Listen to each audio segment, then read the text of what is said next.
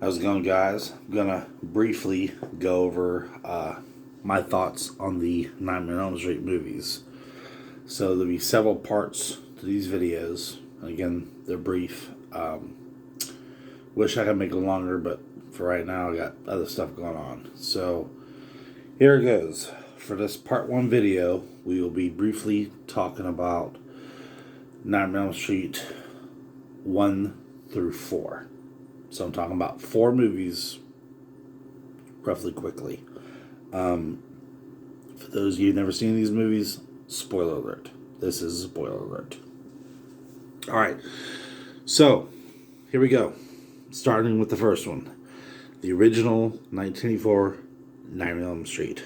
A fucking classic. I fucking love that movie. It is awesome. Freddy Krueger is one of my favorite serial killers.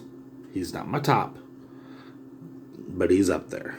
So it's interesting. I read about it on Google, and I guess Wes Craven and other people decided like that the whole thought of this movie process was apparently there was some fucking people from a military base, whatever, that ended up dying through their fucking nightmares.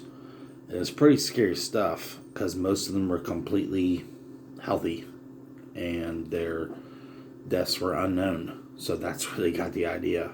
So back to the first one. Awesome. Fucking just, I loved it. Wasn't crazy about the ending, but the rest of the movie just, can you imagine, guys? I mean, can you imagine like possibly getting murdered in your fucking sleep? I mean, that's just crazy. And I loved how during the movie, like, you know, Nancy wakes up in a hospital and she's got the cuts on her, but she pulls out his hat. And they're like, "Where'd you get that?" She's like, "From my dream. I pulled it off his head." I'm like, okay, now the shit got real. So Nancy sets a little alarm clock on her watch. She fucking sets up fucking these booby traps and shit for when she can pull Freddy out into the real world. Fuck him up. I'm like, fuck yeah. That shit's awesome. Like I said, I could not stay in the ending. But the rest of the movie was fucking great. Moving on to part 2, Freddy's Revenge. It is an underrated film, in my opinion. My 2 biggest complaints is, number 1, I can't stand how Freddy manipulated a young teenage boy and wanted him to do all the killings for him. To me, I just thought that was a pussy move. The other thing, and a lot of people complain about this, the whole pool party scene. Freddy's out and he's just like fucking slashing and killing these teenagers. And I'm like, none of these motherfuckers even fell asleep, nor had a dream, nor even a nightmare. So why in the fuck? No one pulled you out of the dream. Why are you there? Why are you in the human world fucking killing people and shit? You know? And then they said that fucking Freddy's biggest thing is fire. Like Jason's is water. Okay, but there's several scenes where he puts his hand on the boiler and you hear it burning his skin. Kill for me, Jesse. That doesn't hurt you? And then he goes down to the boiler and he puts his hand in the fucking fire and just slips it on like it's nothing. I didn't like that. I just thought that was fucking stupid and fucking cheesy as shit.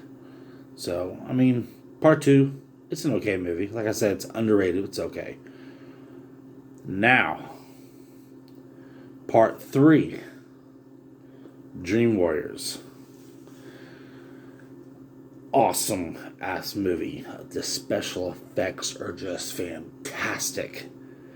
I love it. And they bring John Saxon back and Heather, you know, Nancy Thompson from the first film. And the whole fucking scene and then finding out where the remains are buried in that junkyard, that shit is just creepy as fuck. It just, and the kids getting to have powers and stuff in their dreams. Awesome. Awesome. Now my complaints. For them to pull up Freddy's bones in the junkyard and for Freddy's skeleton to have the claw in the glove, never happened. Because Nancy's mom even said she took the glove. So the skeleton should never even had that glove to begin with. I thought it was cheap. I thought I was rushed for that. I have to say, there's not too many complaints I have on part 3. Again, I love the, it was kind of cheap with the chick being able to pull the other people in her dreams. That was Alice. That was kind of cheap, but it's a movie. But I did love how the people had their powers. That was cool. Dream Warriors. It's pretty good.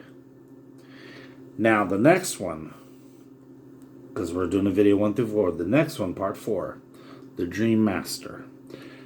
Out of every single Nightmare on Elm Street movie, the first one, the original, I think is the best.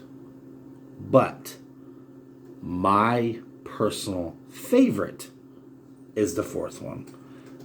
Has got an awesome kick-ass soundtrack. It does suck how the majority of the main characters are killed off the first 10-15 minutes of the movie. I hated that shit. There are things in it that make no fucking sense. Like them walking past the fucking locker in the hallway and you see red light through it with Freddy Cross. That was fucking stupid. Joey's death. Okay? So Joey gets stabbed to death and drowned in his waterbed that Freddy clearly ripped through. But when his mom finds him, he's just buried inside of it. Fully sealed, no blood. That was stupid and cheesy as shit. Kincaid's death. Okay, you got stabbed to death in your dream. But like Teen in the first one, why weren't you covered with fucking blood in your bed? I mean, your dog had blood on his face from biting the chick. Why not now? I did not like that. I did love, one of the creepiest scenes was Kincaid. With him waking up in that junkyard and just yelling, Freddy's back. Freddy's back, Freddy's back, and seeing how massive that junkyard was, I'm just like, fuck, I'd hate to fucking be there. 4, I loved it. I really did. And yes, a lot of people don't like it when Freddy just started making jokes and being more funny, but, I liked it when he did that. So, it all depends on your preference. It all depends on your preference. So, guys, that's my thoughts on Nightmare on Elm Street 1 through 4. And my next video will be for the next 4 or 5 films. They did quite a bit. So, I am and always will be the Movie Nerd 85.